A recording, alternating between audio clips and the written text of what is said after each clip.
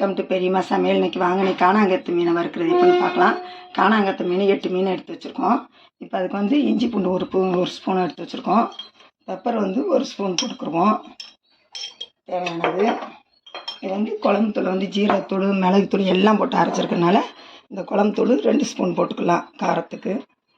அது மாதிரி இது போட்டுக்கலாம். லெமன் வந்து 1 லெமன் புழிஞ்சு விட்டுக்கலாம். சால்ட்டு வந்து தேவையான அளவுக்கு சால்ட்டு போட்டுக்கலாம். தனி மிளகாத்தூள் கொஞ்சம் போட்டுக்கலாம். மிளகாத்தூள் ஒரு 1/2 ஸ்பூன் அளவுக்கு போட்டுக்கலாம்.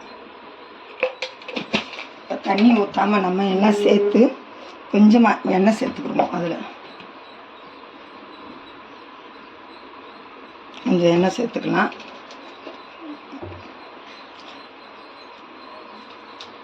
அரை ஸ்பூனு மஞ்சத்தூள் போட்டுக்கலாம்.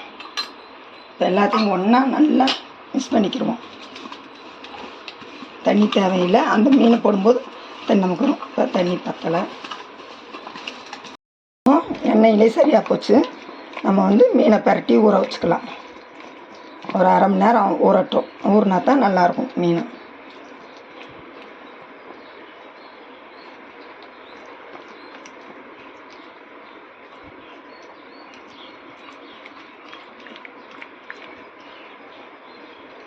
இதை வந்து கூட கோடு போட்டுக்கலாம். நம்ம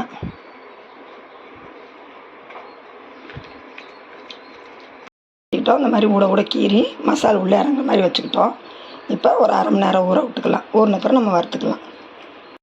மீன் பரட்டி 1/2 மணி நேரம் ஆயிடுச்சு, ஊற வச்சுட்டோம். இப்போ வந்து எண்ணெய் காய வச்சுட்டோம். இப்போ வந்து நம்ம பொரித்து எடுத்துக்கலாம். நல்லா பரட்டிட்டு எடுத்து வைக்கும்போது நல்லா ஊறிடுச்சு.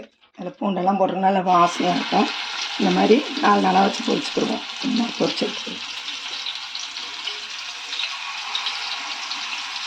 காணாங்கத்தை மீன் பொரித்து எடுக்கும்போது அவ்வளோ டேஸ்ட்டாக இருக்கும். இந்த மசாலா சேரும்போது நல்லா டேஸ்ட்டாக இருக்கும். ஆனால் நல்லது முட்டி வலிக்கலாம். இந்த காணாங்கத்தை தான் சாப்பிட சொல்கிறாங்க. கால் வலிக்கு எல்லாத்துக்குமே இது நல்லது. இப்போ அதை பொரித்து எடுத்துக்குவோம். மீன் நல்லா ஒட்டாமல் வருது பார்த்தீங்களா மசாலா.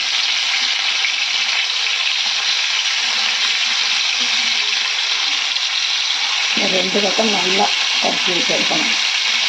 இது ஸ்லோவில் வச்சுக்கலாம். இது ரொம்ப இருந்தாலும் சீக்கிரம் கறிவிடும். மீன் உள்ளே ஆகாது.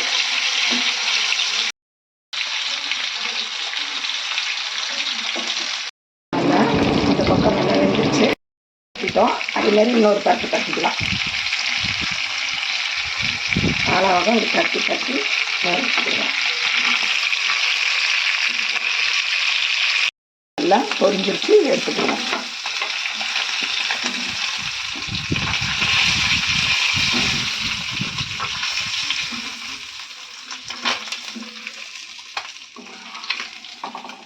இந்த மாதிரி பொரிச்சு எடுத்துக்கிறேன்.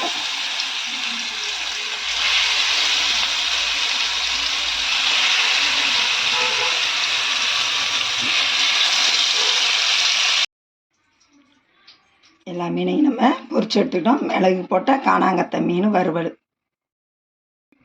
இந்த வீடியோவுக்கு ஒரு லைக் போட்டுருங்க. பெரியம்மா சமையலுக்கு ஒரு சப்ஸ்கிரைப் பண்ணிடுங்க.